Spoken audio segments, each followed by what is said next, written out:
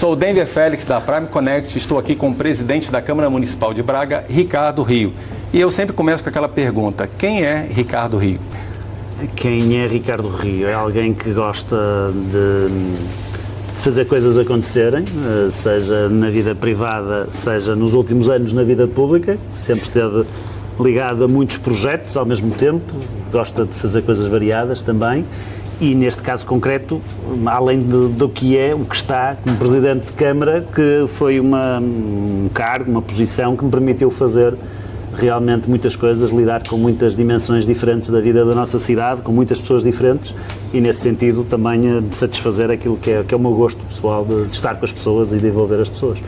E Presidente, falando um pouquinho lá de trás, Ricardo Rio adolescente, bracarense, como é que foi essa trajetória desde lá de trás? Eu vi que o senhor estudou ali no Colégio Dublin, não é isso? Sim. Depois veio para o Colégio Alberto Sampaio. Fala um pouquinho dessa trajetória, como é que foi essa trajetória do adolescente Ricardo Rio até chegar ali o interesse pela política, como é que foi isso? Eu sou nascido e criado em Braga, eu morava, a casa dos meus pais ainda hoje é aqui na Avenida João 21 e dos meus avós também na altura.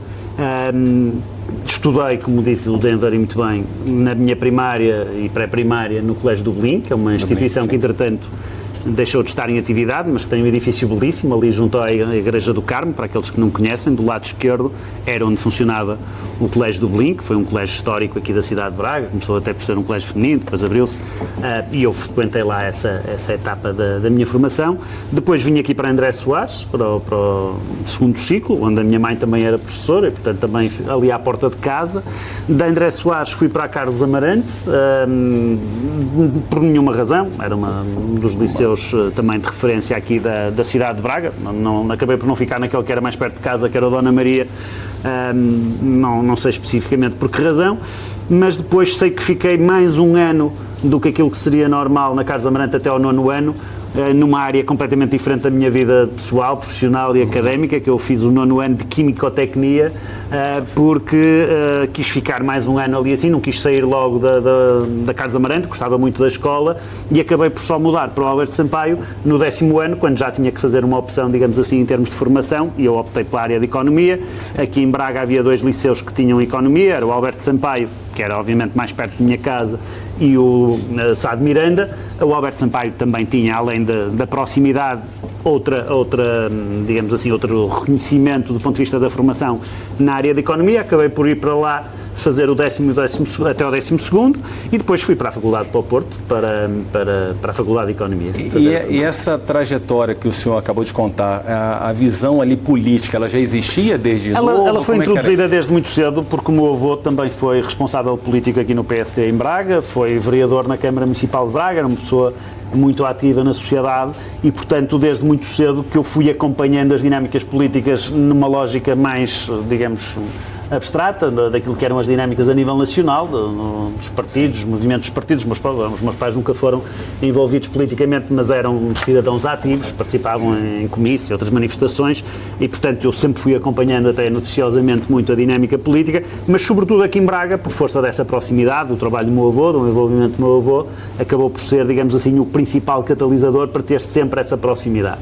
E daí que, por exemplo, eu quando fui para a faculdade, estive 5 anos na faculdade de Economia, depois fiquei a residir no Porto, além do período da faculdade, durante mais 10 anos, porque sempre desenvolvi lá, até ser eleito, a minha atividade profissional e, apesar de estar a morar no Porto e de ter casado com a minha mulher, que é de cá de Braga, mas que também esteve no Porto durante todo esse período, sempre tive uma ligação muito forte à cidade, comecei a escrever artigos para o Diário do Minho, comecei a envolver-me aqui no partido, fui eleito para a Assembleia Municipal em 2001 e a partir daí começou o percurso que é hoje mais conhecido. E como é que foi esse desafio, né? Lendo a história do senhor, que é uma história de uma trajetória de bastante êxito, bem interessante, esses 12 anos, à frente da presidência da Câmara, qual foram os maiores desafios que o senhor encontrou ali ao encontrar a casa, vamos dizer assim, do jeito que estava anteriormente? Como é que foi isso? Eu diria que o primeiro desafio é um desafio anterior a esses 12 anos, porque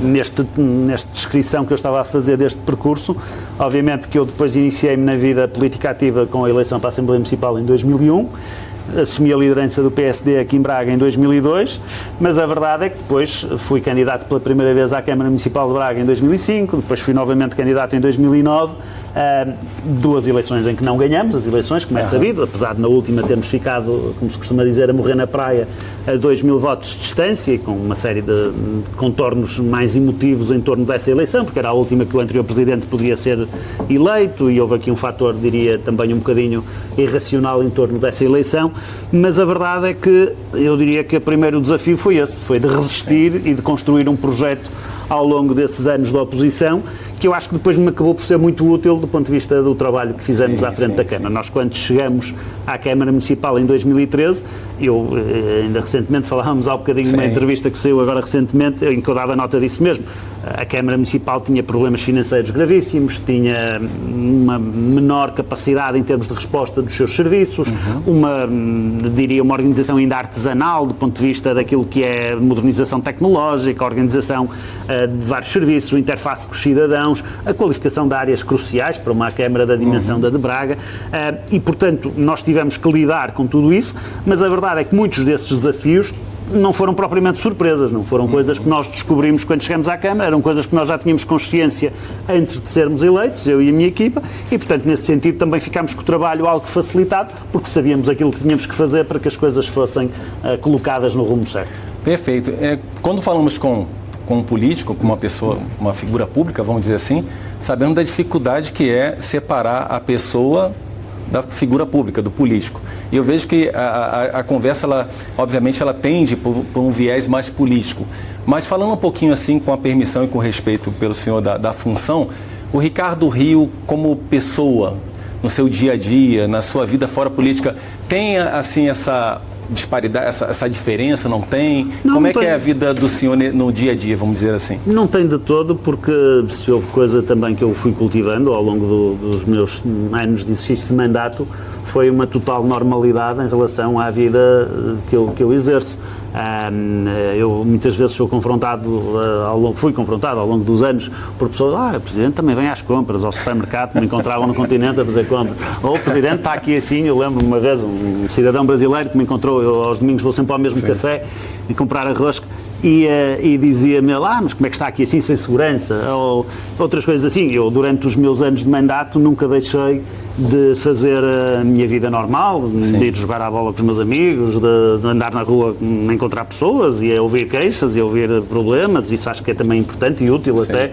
A toda a dimensão familiar, pessoal, nunca deixei, digamos assim, de manter o mesmo registro exatamente do que eu sempre tive antes de ser Presidente de Câmara. Isso acho que é também, de certa forma, um dos ganhos que eu tive deste processo, porque não me obrigou a ter custos significativos, no sentido, aquilo que eu ouço muitas vezes a alguns colegas meus, eu não tenho agenda nenhuma, não consigo estar com a família, não sei o quê. Eu não suporto de toda essa ideia, eu consigo conciliar e consegui, dentro do possível, o mais possível, essas duas dinâmicas, e depois, no resto da minha vida, eu faço uma vida completamente normal, vou ao cinema, vou ao teatro, vou à música, vou jogar futebol, vou correr.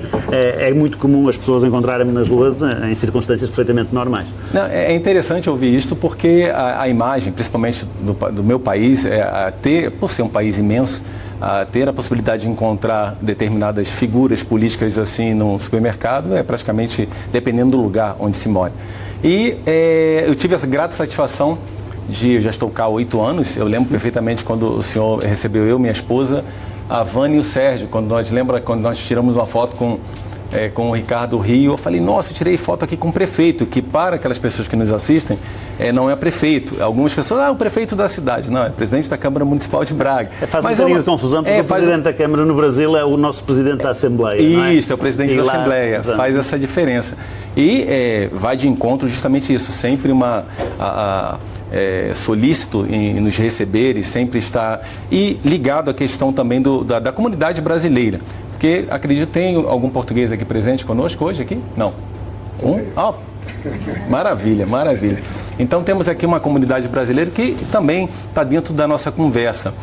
Ao longo desses anos, o senhor verificou, obviamente, um crescimento da comunidade brasileira e dentro da questão desse tempo que o senhor teve muita procura em relação aos brasileiros com o senhor para algumas melhorias, algumas dificuldades. O que o senhor tem a dizer sobre isso, essa procura da comunidade brasileira para poder ter um espaço, obviamente, empresarial na área empreendedora ou não? Como é que foi isso? Há vários comentários que isso me merece. A primeira das coisas, a questão da comunidade brasileira, que hoje é muitas vezes associada até de uma forma um bocadinho estigmatizada em relação à cidade de Braga, pelo peso que tem na nossa cidade, é uma falsa questão, porque na verdade a cidade ao longo destes últimos 12, 13 anos, isto não começou só com a minha chegada, já antes estava a registar um início desse crescimento, cresceu muito em população, foi a cidade que mais cresceu em população no país nos últimos 12 anos, quer aquilo que nos diz os censos, quer depois os dados provisórios do Instituto Nacional de Estatística. Foram mais de 20 mil pessoas que vieram para a cidade de Braga nestes últimos 12 anos. Dessas 20 mil pessoas, terá havido 8, 10 mil pessoas que são brasileiras, portanto, obviamente que do ponto de vista do volume, representa uma percentagem relevante, mas associar o crescimento da cidade exclusivamente à comunidade brasileira é uma falácia, muitas vezes imputar à comunidade brasileira muitos dos problemas que a cidade tem, também é outra falácia, mas a verdade é que, além desse crescimento também de brasileiros, houve várias outras nacionalidades que se instalaram na cidade, houve muitas pessoas de Portugal que estavam ou no exterior ou noutros pontos do país que optaram por fixar-se em Braga, porque Braga tem tido um crescimento económico importante, porque garante uma boa qualidade de vida, porque tem custos ainda assim mais acessíveis do que aqueles que outras cidades quando comparados. E, portanto, obviamente que esse crescimento da comunidade brasileira foi muito importante para a nossa cidade. E foi muito importante a vários níveis. Primeiro, porque foi um crescimento muito rico naquilo que é a sua composição. Normalmente, quando se associa à questão da imigração, vê-se aquelas pessoas que vêm só à procura de um trabalho, que vêm sozinhas, que não têm, digamos, uma orientação. Aqui não foi isso que aconteceu. E isso era perfeitamente legítimo, porque nós também já fizemos isso no passado, noutras direções. Mas não foi isso que aconteceu. Nós recebemos famílias inteiras, recebemos pessoas com muitos recursos, com muitas qualificações, 3 gerações, às vezes, os avós, os pais e os netos, que vinham de várias cidades do Brasil para se instalarem aqui na cidade e que, portanto, até do ponto de vista da sua capacidade de integração, tiveram um outro impacto completamente diferente daquela situação em que se associa um imigrante a alguém mais desqualificado que não tem uma mais-valia para o território. Não é isso que acontece e, felizmente, acho que nós, durante estes anos, tivemos muitos brasileiros de várias circunstâncias a recorrer à Câmara, quer aqueles que tinham menos recursos, que muitas vezes, através até de associações representativas da comunidade, nos tentaram pedir apoio para circunstâncias muito concretas com que tivessem que lidar, até outros com outras capacidades e outros recursos que nos interpelaram para apoiar em processos de investimento, para apoiar em processos às vezes de natureza cultural, de natureza social, enfim, temos tido todo o tipo de iniciativas. Há muitos cidadãos brasileiros destes que moram hoje na nossa cidade que participam em ações de voluntariado, que estão presentes em muitas das nossas dinâmicas e, portanto, houve uma integração plena e dentro dessa integração plena, obviamente que se temos 100 cidadãos na cidade, se há 20% de brasileiros, esses 20% de brasileiros vão representar, que não há 20% de brasileiros, é bem menos. Não, mas, é bem menos, mas de qualquer das formas... Eu nem falo nada, presidente, o senhor é economista, é o senhor. Não, é muito menos, a percentagem andará à volta dos 8, 10% no máximo, sim. Essa questão nós falamos dos brasileiros e muito bem colocado pelo senhor, não só dos brasileiros como os outros. Eu lembro que eu cheguei aqui há 8 anos atrás e um amigo falou, antes de chegar, venha para Braga. E eu falei, a cabeça de muitas pessoas é Lisboa, Porto, Lisboa, Porto. E não saímos disso. Ele falou, vem para Braga porque Braga é uma cidade excelente, maravilhosa, ela está em crescimento. E eu notei que ao longo, pelo menos a fatia do bolo, vamos dizer assim, que eu tenho dentro da gestão do senhor desses 12 anos, eu tenho os 8 anos. E eu vi de perto o crescimento na questão tecnológica, na busca da sustentabilidade, na questão da biodiversidade. Eu vi algumas palestras do senhor, eu vi que o senhor se preocupa muito com essa questão do transporte, projetos que o senhor...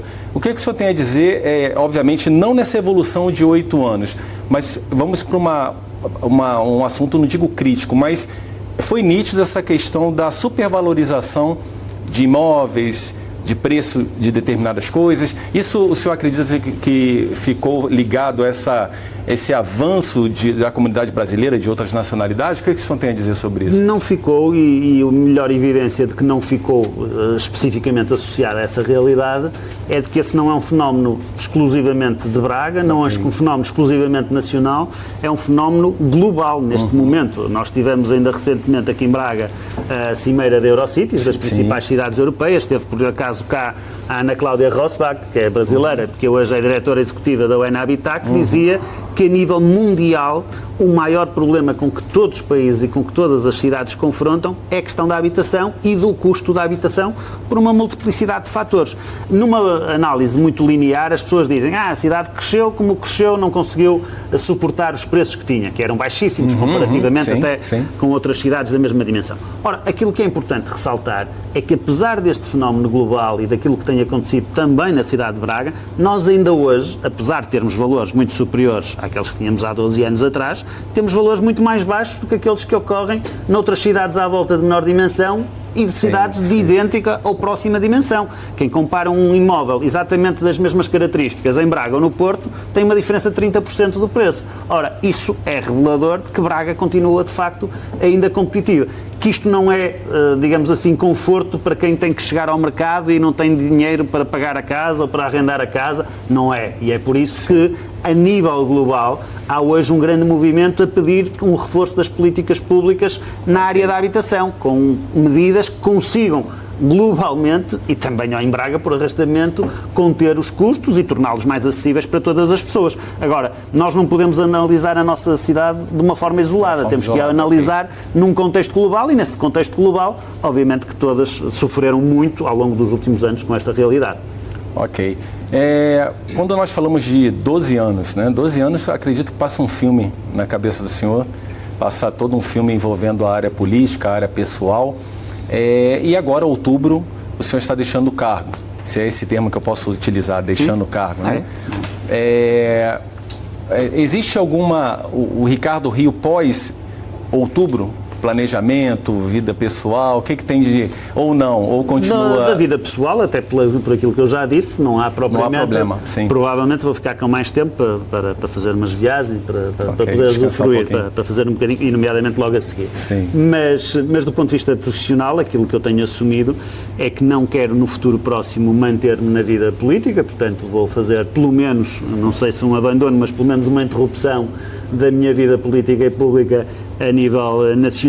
Vou dedicar-me àquilo que já fazia antes de ser Presidente de Câmara, que era como economista e como consultor trabalhar na vida privada, para empresas, para instituições nacionais, internacionais, dar aulas, se calhar também, que é uma coisa que eu gosto bastante, e poder desenvolver uma atividade privada em diferentes projetos também, como sempre aconteceu, bebendo da minha experiência agora, que é obviamente diferente daquela que eu tinha há 12 anos atrás, também por força deste trabalho que desenvolvi. E falamos da questão pessoal, mas a gente volta para a política, não tem como não voltar para a política, está sempre colado, está falando, colado. Se está colado. Essa questão do seu sucessor vindo, no caso, o que o senhor tem a dizer dessa pessoa, desse novo presidente da Câmara, o que ele vai encontrar na Câmara Municipal? Eu sei que é uma pergunta delicada, mas eu acho que para o senhor não vai ser tão delicada, porque 12 anos é uma jornada muito interessante, porque eu vou até pegar um parêntese muito interessante. Eu venho, como o senhor sabe, eu venho da área militar, como oficial do Exército Brasileiro, e uma das coisas que me intrigava era muito, justamente isso, um general, um coronel, nas Forças Armadas, ele fica nos quartéis por volta de 2 a 3 anos. E se ele pedir uma renovação, ele fica até 4 anos. E uma coisa que eu notava que, ao chegar uma autoridade, ele tinha um projeto, um planeamento, vamos dizer assim, e ele finalizava aquilo e faltava algumas coisas a continuar. E chegava um outro e começava, às vezes, tudo de novo e anulava aquele. Em relação, eu usei essa linguagem bem metafórica do que é minha experiência, eu não tenho experiência política, mas dentro desse viés político, o que o senhor pode dizer para as pessoas que nos assistem em casa, que estão nos ouvindo aí através do podcast e nos vendo através do videocast, dessa sucessão? O senhor acha que vai ter um legado que vai perpetuar, ou o senhor acha que vai ser interrompido com uma nova visão política para Braga? Porque eu acredito que há uma preocupação da comunidade bracarense também do que virá por aí, obviamente. O que o senhor tem a dizer sobre isso? Eu diria que o meu sucessor, ou sucessora, não conheço ainda todos os candidatos, portanto, quem os bracarenses venham escolher como futuro presidente, tem por um lado um trabalho facilitado, porque muitas dessas amarras e desses obstáculos com que eu tive que lidar há 12 anos atrás estão hoje manifestamente, ou particularmente, nenhum esqueleto de relevância para quem vier. A Câmara está a funcionar em grande qualidade, em termos de organização. As empresas municipais hoje estão oleadas e a trabalhar nas suas áreas de competências como nunca estiveram. Temos um conjunto de recursos humanos muito qualificado, não há problemas de natureza financeira, não há problemas de natureza jurídica de grande monta e, portanto, nesse sentido, há muitas obras que estão a ser lançadas e que estão a ser concretizadas agora no próximo ano, 2 anos. Ainda hoje de manhã visitava a fábrica Confiança, que ficará pronta em junho do próximo ano. Ontem falávamos do lançamento do concurso para uma obra relevante aqui ao lado, o Cinema São Geraldo, que vai ficar pronto em 2027. Há muitos outros projetos que estão em lançamento e, portanto, ao contrário do que eu recebi, o futuro Presidente vai receber aqui uma carteira de muitos projetos com que ele vai poder fazer um brilharete durante 2 anos perante a população, mas, pelo menos, e, portanto, tem todas essas facilidades que eu não tive e que nós não tivemos. Tenho uma dificuldade, é que, de facto, a transformação que Braga viveu durante estes 12 anos e, sobretudo, na transição do anterior Executivo para o novo Executivo, onde havia muitas áreas em que as pessoas sentiam genuinamente, e daí também o desejo de mudança, que queriam uma política económica diferente, queriam uma política cultural diferente, queriam mais respostas sociais, queriam mais valorização do ambiente, queriam mais promoção da sustentabilidade, queriam a valorização do património, enfim, toda uma série de áreas que foram descuradas durante muito tempo, foram alvo agora de muitas políticas, de muitas iniciativas. E, portanto, eu diria que, em certo sentido, o manter o nível daquilo que é Braga hoje é, por si só, um grande desafio para quem vier a seguir. E a capacidade de poder fazer diferente, poderá haver sempre outras áreas, há sempre coisas para resolver, porque os territórios e as comunidades são dinâmicas. Mas a possibilidade de fazer uma ruptura significativa com aquilo que hoje existe é mais difícil. E é mais difícil também por uma outra razão que é muito importante. É que este conjunto de políticas e ações não foram ações visionárias do Presidente da Câmara e da sua equipa que ele impôs aos bracarenses e que disse, olha, agora vocês não vos interessa nada, não me interessa nada a vossa opinião, eu acho que agora é para investir na cultura, vai ser para investir na cultura. Não. Tudo isto foi alvo de um processo muito participado, muito mobilizador, muito envolvente das pessoas, das instituições. Todas estas políticas foram construídas através de conselhos consultivos, de projetos de envolvimento dos cidadãos e, portanto, aquilo que nós fizemos foi, de certa forma, a vontade da maioria dos cidadãos. O próximo Presidente não deixará de ter que seguir essas orientações, digamos. E o senhor, como economista, obviamente, existe um peso como economista dentro de uma gestão. O que o senhor pode nos dizer a vossa participação como economista na gestão ao longo desses 12 anos? Houve o peso necessário para um melhor planeamento para a cidade com a participação do senhor? Houve a 2 níveis. Primeiro, eu sendo economista, em função da minha experiência anterior, acho que isso influenciou um bocadinho aquilo que foi a prioridade que nós demos à componente do desenvolvimento económico da cidade.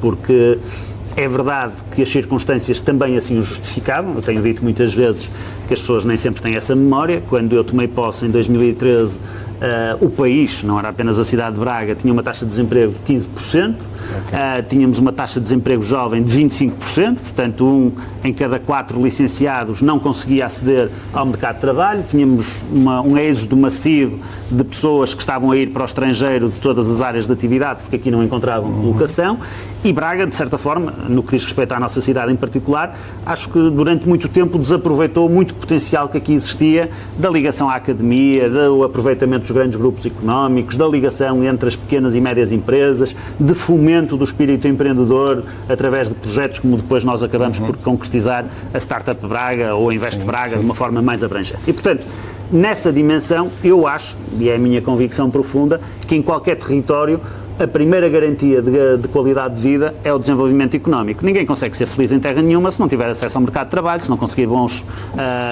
empregos, se não conseguir bons salários, e os bons salários aqui em Portugal, infelizmente, ainda é uma das coisas que não está muito concretizada, nem coisa que se pareça, mas a verdade é que essa é uma questão, obviamente, crítica. O desenvolvimento económico é claramente uma alavanca para a qualidade de vida para as pessoas. E a segunda dimensão, que é, obviamente, da parte da gestão interna, em termos de recursos. Sim. Hoje a Câmara tem uma solidez financeira a todos os títulos, é aquilo que eu tenho chamado muitas vezes um modelo económico virtuoso. As pessoas, muitas vezes, nós somos criticados pela oposição que diz, mas os senhores estão a arrecadar mais impostos, vamos ver aqui as receitas dos vários anos e o IMI está a subir, o IMT está a subir, a derrama está a subir. Só que depois vamos analisar e todas as pessoas e todas as instituições estão a pagar menos do que aquilo que estavam a pagar. Sim. Porque nós descemos as taxas, nós descemos os impostos. O que nós conseguimos foi, através do crescimento demográfico, do crescimento económico, arrecadar mais receita, fazendo que cada um pague menos. E com essa receita, obviamente, suportamos depois a gestão da Câmara Municipal. Presidente, eu vou entrar agora num assunto. Eu tive a satisfação de ser convidado pela Universidade do Minho, a doutora Silvia e a doutora Ana Paula Vilela, voltada à questão da educação. E eu participei lá de uma mesa redonda, depois eu participei de um workshop. Eu verifiquei a questão da transição da forma da educação, da questão tecnológica. E eu, como especialista na área de inteligência artificial, isso mexe muito comigo porque eu participei agora de uma apresentação de mestrandos, né, na Universidade do Minho, e eu vi que existem projetos dentro da ciência da humanidade, como é falado cá, né, das humanidades. Eu verifiquei que há vários projetos voltados à questão da gamificação para atrair mais os jovens, para poder, através dos jogos, conhecerem determinados projetos, enfim. Ao longo desses anos, o que o senhor pode dizer dessa transição ou projetos que estão por vir, ou que o senhor deixou ou executou, voltado à inteligência artificial e com a nova forma de educar, vamos dizer assim, entre aspas, porque hoje estamos vivendo isso e não poderíamos fugir um pouco desse assunto, que os jovens, obviamente, estão aí, né? Eu acho que essa é uma área em que, não apenas em Braga, a nível nacional, diria até a nível europeu, nós nos focamos demasiado na parte da regulação e do controle, mais do que do aproveitamento das ferramentas. E acho que, infelizmente, existe ainda uma grande ambiguidade sobre aquilo que é o grau de liberdade que nós damos sobre a utilização das ferramentas e os benefícios que daí podem resultar face a esse mesmo controle. Nós vemos isso até ao nível universitário. É ou não é legítimo que um aluno faça um trabalho através de uma ferramenta de inteligência artificial? Que mérito é que isso tem?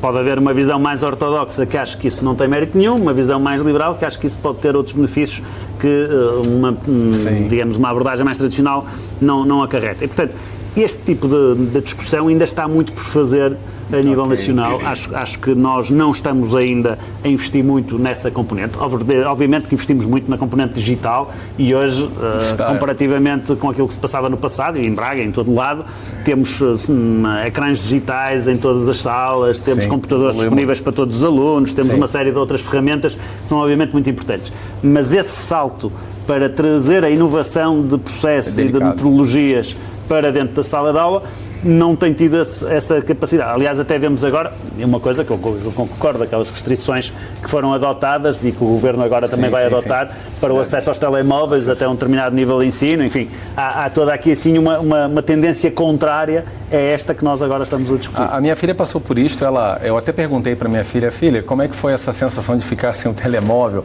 Ela falou, pai, no primeiro dia as pessoas ficavam assim perdidas, depois elas começaram a interagir e daqui a pouco estavam a brincar. Então, assim, houve obviamente um efeito interessante. Eu gostaria de partir para a questão de uma pergunta, já pegando a conversa da educação voltada a investimentos. Eu vejo que o senhor é uma pessoa que, obviamente, pelo cargo, e tem uma visibilidade bem interessante dentro da União Europeia. Até convidei o presidente algumas vezes para ir, Denver, eu estou no Japão, Denver, eu estou aqui, uma hora eu vou acertar. Né? Acertou. E acertei. E agradeço. E a questão, eu vejo que tem sido comentado, dentro de grupos de empresárias, a questão da 2030.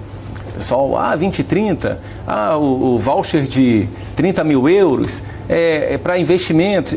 Como é que o senhor enxerga a União Europeia como um todo, a 2030 como um todo, nesses investimentos de projetos? O senhor tem a falar disso? O que agrega de fato a Braga, vamos dizer assim?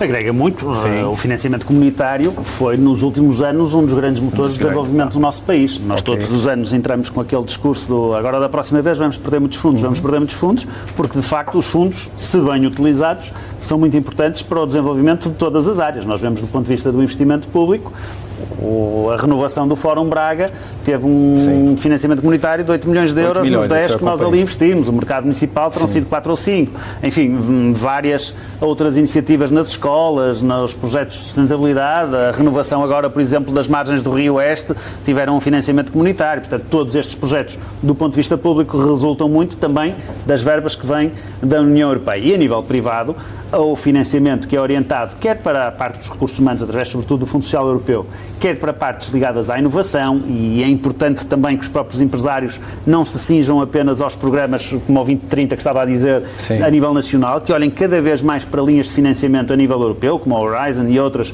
que possam fazer financiamentos diretos a projetos de inovação, precisamente porque esses recursos podem, em primeiro lugar, ajudar à concretização de iniciativas transformadoras nessas empresas e nesses contextos. Segundo, abrir oportunidade para parcerias também à escala internacional, que são fundamentais depois para o desenvolvimento de projetos. E depois há aqui um processo de aprendizagem também no próprio processo de candidatura, de desenvolvimento dos projetos, que acaba por ser benéfico para as entidades. Tem todo um processo, isso é muito interessante. Presidente, eu vou abrir aqui para as perguntas. Mas uma outra pergunta que eu gostaria de fazer é sobre a saúde. Esse problema que se enfrenta com a saúde. A gente sabe que houve um crescimento, uma demanda muito grande, né? E o que o senhor sugere para a próxima gestão, para os próximos passos, para melhorar essa situação em Braga? Porque muitas melhorias, eu estou aqui há 6 anos, eu e meu marido, e a gente já viu acontecer, né? A Braga que nós chegamos é outra Braga, muitas coisas boas, muitas coisas diferentes.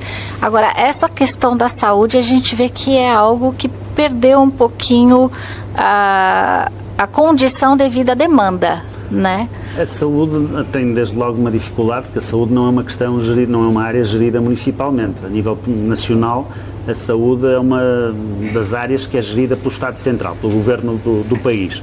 Nós aqui em Braga temos desenvolvido vários projetos na área da saúde, de forma, alguns deles inovadora e isolada, portanto, como ato voluntário. Eu dou um exemplo que é um dos meus projetos mais queridos, o projeto Braga a Sorrir, com que nós disponibilizamos para pessoas sem recursos económicos para terem cuidados de saúde oral integrais, sem qualquer tipo de custo.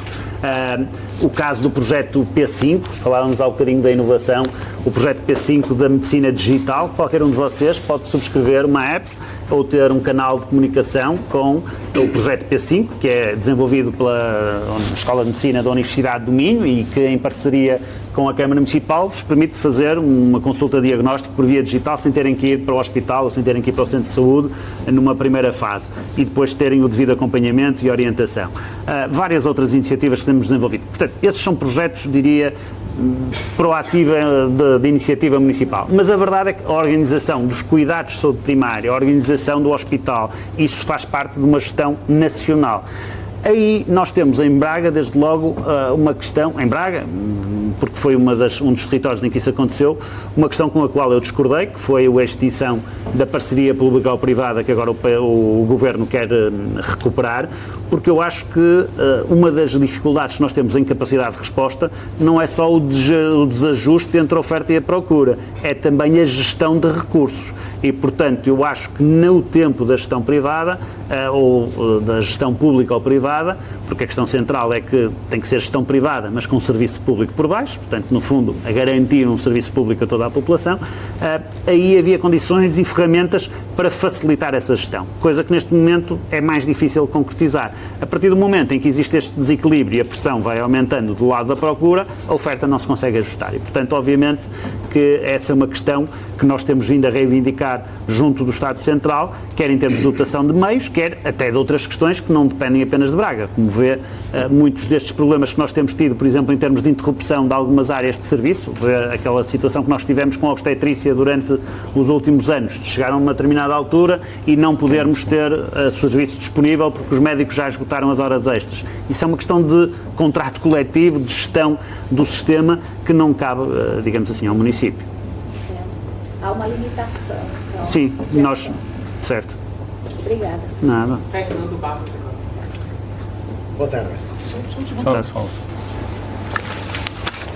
Boa tarde, Sr. Presidente. Eu também sou natural de Braga, também a minha infância e adolescência foram na Avenida João 21, Também frequentei a André Soares, mas depois passei para o Sá de Miranda, mais longe um bocadinho. Aquilo que eu gostaria, em primeiro lugar, gostava de parabenizá-lo por todo o trabalho que fez até hoje, durante estes 12 anos. Apesar de eu ter estado 35 anos fora da cidade, e acho que quem está fora tem uma perspectiva diferente do trabalho que é lá realizado, e eu vivi em Lamego este período, e aos meus amigos do Lamego eu dizia, eu tenho que pedir ao Presidente da Câmara de Braga para vir cá fazer uma aprendizagem, ou eles vão a Braga para ter uma aprendizagem, para saber como é gerir um município e uma cidade. E quero dar-lhes parabéns sinceros, porque realmente os merece. Depois gostaria de saber, já foi um bocadinho focado pelo Denver ao bocado, mas depois desta parte política, com certeza ainda tem os seus sonhos de vida, de conquista. Em que aspecto é que quer, o que é que projeta para o seu futuro? Olha, eu costumo dizer muitas vezes, ou disse já repetidas vezes, que eu queria muito ser Presidente de Câmara. Era uma ambição quase menina, até por causa desse envolvimento do meu avô e do conhecimento. Eu achava que tinha uma cidade que não estava a aproveitar em pleno aquilo que poderia ser, e tinha uma visão e uma ambição para a transformação da cidade, e, portanto, do ponto de vista político, esse sempre foi, digamos assim, um objetivo pessoal que eu tive. Mas nunca foi o único. Eu, ao mesmo tempo, tive os objetivos pessoais, familiares e dessa natureza. Tive o gosto que tenho ainda hoje de escrever, de desenvolver outro tipo de projetos e, portanto, de estar ligado ao meio associativo, de estar ligado ao desporto. Eu hoje, olhando para a frente, não consigo dizer, olha, tenho aqui uma coisa que eu quero muito fazer.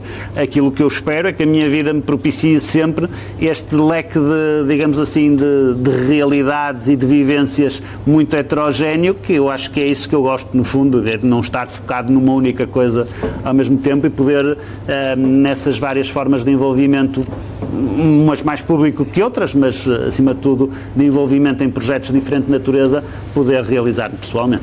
Desejo felicidades. Muito obrigado. Passar aqui para mim,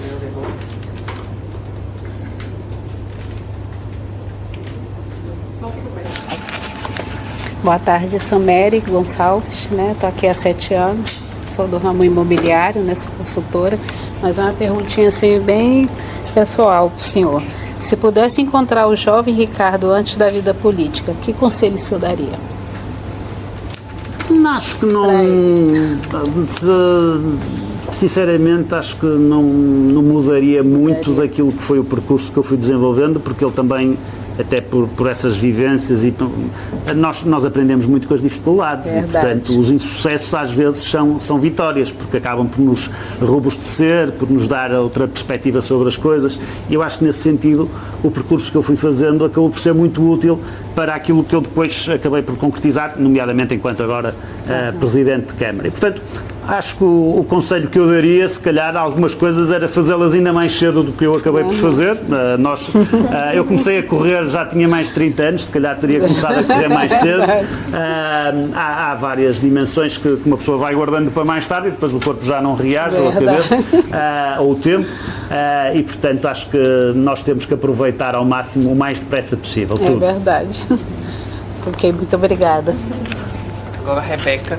Ok. Boa tarde.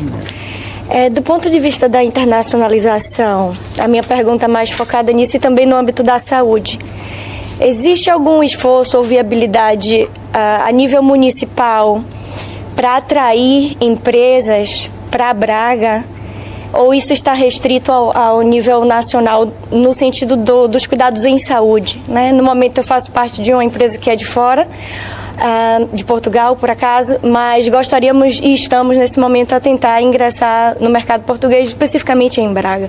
Então a minha pergunta é especificamente para o setor da saúde e se há algum esforço nesse sentido. Antes de lhe responder, só perguntar em concreto, no setor da saúde, em que área em concreto? De prestação de cuidados de saúde ou de outras áreas? Prestação de cuidados remotos.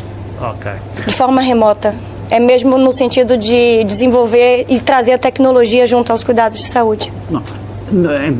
Duas respostas que eu lhe posso dar. Em primeiro lugar, nós não nos cingimos a depender daquilo que são as iniciativas do Estado Central. Aliás, do ponto de vista do desenvolvimento económico, claro, se houve coisa que nós fizemos em Braga foi dizer que não queríamos estar à espera do Estado Central que nos trouxesse as empresas e os investimentos, e quando criamos a Invest Braga, que foi a primeira agência de dinamização económica de base local a nível nacional e uma das primeiras que eu conheço também à escala internacional, nós dissemos, nós queremos ajudar essas empresas a instalarem-se no nosso concelho e a desenvolverem a sua atividade no nosso concelho. Portanto, trabalhamos nesse sentido em todos os setores de atividade, no setor da saúde, seguramente também. Depois, a segunda perspectiva, digamos assim, em termos de serviço à população, tudo que possa trazer um benefício para a nossa população pelo alargamento da oferta, nós não somos doutrinariamente dogmáticos, nós obviamente valorizamos tanto o setor público como o setor privado, achamos que há áreas que são da responsabilidade primeira do setor público, numa lógica de equidade e de acessibilidade, mas se vier uma entidade que vem prestar cuidados acrescidos para a população e oferecer mais serviço, obviamente que isso é muito bem-vindo e nós apoiaremos da maneira que conseguirmos para que tal seja uma realidade. Portanto, a primeira sugestão que eu faria era que contactasse a nossa equipa da Invest Braga para ver também como é que o projeto pode ser trazido para a nossa cidade. E a última é com o Luiz aqui. Boa tarde. Logo quando eu entrei, vocês estavam comentando sobre desenvolvimento econômico. E nós chegamos aqui há 6 anos atrás. E é muito percebido que Braga realmente nesses 6 anos cresceu muito, mudou muito. A pergunta que eu faço é a seguinte: o quanto os imigrantes, nós que chegamos, tivemos participação nessa mudança, se é que tivemos, nessa mudança de Braga? Total, eu acho que, como disse já numa pergunta anterior, os imigrantes foram uma grande mais-valia para a cidade de Braga. Há quem veja nos imigrantes uma fonte de problema, eu vejo uma grande vantagem, aliás, e não sou eu, nós se contactarmos diariamente empresários de todos os setores de atividade, desde o comércio, ao turismo, à construção civil, às indústrias, aos serviços, todos dizem que não conseguem obter recursos humanos e, portanto, obviamente, todos aqueles que chegarem a Braga, vindos de outros pontos do país ou de outros pontos do mundo e que queiram aqui assim desenvolver a sua vida, são uma mais-valia. Mas a juntar a isso, e ao facto de muitos desses imigrantes serem pessoas qualificadas, com recursos, que vieram trazer uma mais-valia para a comunidade no seu todo, há uma outra dimensão que também é importante, é que houve muitos imigrantes, veja-se o Denver, por exemplo, que além de trabalhadores, são também empreendedores e, portanto, são geradores de dinâmicas económicas e, portanto, também aí assim, acho que Braga, não dependendo exclusivamente dos imigrantes, ganhou muito com os imigrantes ao longo destes anos. Ok, obrigado. Posso continuar aqui? Está gravando normal, né? Vamos lá. Então, vou fazer o agradecimento antes de ir para a última pergunta, presidente. Agradecimentos a Lucy Maritan, mentora e psicanalista. Obrigado aí pelo patrocínio juntamente com Portus Cali, não é isso? Me corrija o nome. Palestrante também, entre palestrante, outras coisas. Olha, o maridão então é mentora, psicanalista, palestrante, terapeuta. Ninguém melhor do que o esposo para falar da esposa. E também através do Luiz, né, Portus Cali, através do turismo privado, e parabéns aí por levar todos nós aí para lugares belíssimos aí nesse país e fora do país, né? Legal. Tá? E obrigado. E o Ailton da Pacífico Clima, também, que ajudou a organizar esse coffee break, esse momento aqui especial, através desse talk show, desse podcast, videocast, o nome que vocês queiram dar. Presidente, eu lembrei de algo aqui, eu estava ouvindo aqui com bastante carinho e atenção às perguntas, e sempre passa um filme na cabeça da gente, né? Hoje, em julho, eu faço 50 anos. Para alguns parece que eu tenho mais, para outros parece que eu tenho menos, mas aí deixar a opinião de cada um. E eu lembrei de um fato que eu dei uma palestra agora no evento, juntamente com aquele rapaz bonito ali, o Lucas, e demos um evento ali, não sei se você conhece o Maison ao Bar, maravilhoso aquele lugar, né? Maravilhoso, fantástico. E através disso eu dei uma palestra e eu fiz um storytelling da minha vida. E falar um storytelling, falar da sua vida é muito, quem teve lá viu. E eu falei assim, por que não perguntar isto? Porque a minha vida toda, quando eu entrei para o meio militar, saí de uma periferia muito conturbada, um dos lugares hoje piores do Rio de Janeiro. Alguns falam favela, outros comunidade, na Pavuna, Baixada Fluminense, um ambiente bem complicado. Vi colegas, amigos morrerem através do tráfico. Tinha uma história bem que eu acompanhei. Meu pai falava sempre, Denver, 10 horas em casa. 10 horas era um horário que As meninas, geralmente, 8 horas, 9 horas. Então, imagina a chacota que tinha em cima da minha pessoa. Meu nome é Denver, Denvinho, 10 horas. Eu me abaixava, falei, meu pai, 10 horas em casa, tá? Por que das 10 horas e tudo aquilo? E quando eu entrei para as Forças Armadas, para a Academia Militar das Agulhas Negras, que eu tenho a satisfação de sempre falar de umas belíssimas escolas aí, referência no mundo, e sempre quando a gente tinha a formação, sempre era falado o quê? A palavra convence e o exemplo arrasta. É uma frase típica militar, que também aqui fora é muito utilizada. A pergunta que eu faço ao senhor, houve nesses 12 anos mais palavra, mais exemplo? O que o senhor tem a dizer com isso? Eu sei a resposta, mas eu queria ouvir do senhor. O conceito que o senhor tem dessa trajetória de 12 anos, onde sabemos que não conseguimos satisfazer a todos, muitas críticas, muitas falas, muitas falácias, coisas que têm razão, outras não. Mas o que o senhor tem a dizer com essa questão da fala? Porque quando falamos de política, obviamente se ouve muito do país que eu venho, do meu Brasil, que amo muito, aquela questão de se fala muito e faz pouco. Então, essa frase, ela marca bem esse momento, porque nada melhor do que o exemplo. Quando o senhor fala, eu vivo uma vida normal, eu estou no supermercado, isso eu sou testemunha, como vários aqui presentes, são testemunha que o senhor já encontrei em hamburgueria, comendo lá um hambúrguer sem segurança, sozinho, chegou aqui sozinho andando, eu falei, deve vir com uns 3, 4, mas veio sozinho, é muito diferente, infelizmente, do meu país. Mas o que o senhor tem a dizer com essa reflexão, que na verdade é uma pergunta, mas muito mais uma reflexão desses 12 anos da pessoa do Ricardo Rio, da pessoa do presidente Ricardo Rio, que eu sei que o senhor já uniu, né?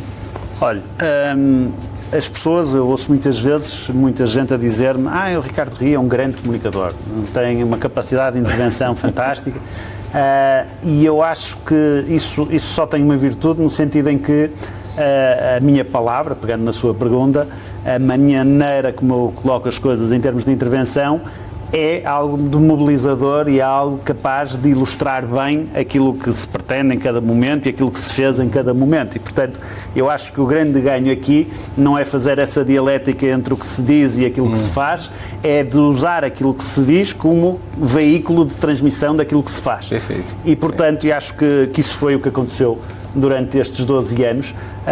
Acho que as pessoas alinharam efetivamente num discurso e numa visão para a cidade, e eu dou este exemplo porque isso é elucidativo daquilo que eu estou a dizer.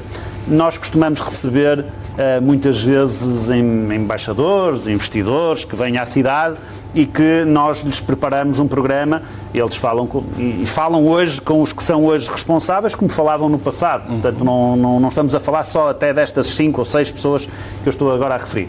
Falam com o Presidente da Câmara, falam com o Diretor do INL, falam com o Reitor da Universidade, com um empresário assim ou com uma entidade qualquer. E não foi uma, nem duas, nem 3 vezes que as pessoas chegavam ao final do dia e diziam-me assim, mas isto é uma coisa impressionante. Eu passei o dia a reunir com pessoas diferentes e parecia que estava a falar sempre com a mesma, que vocês dizem todos o mesmo.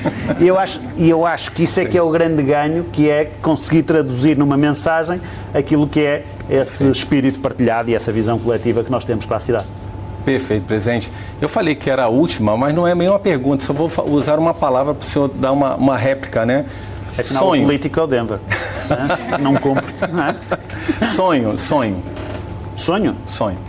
Não, eu acho que tudo.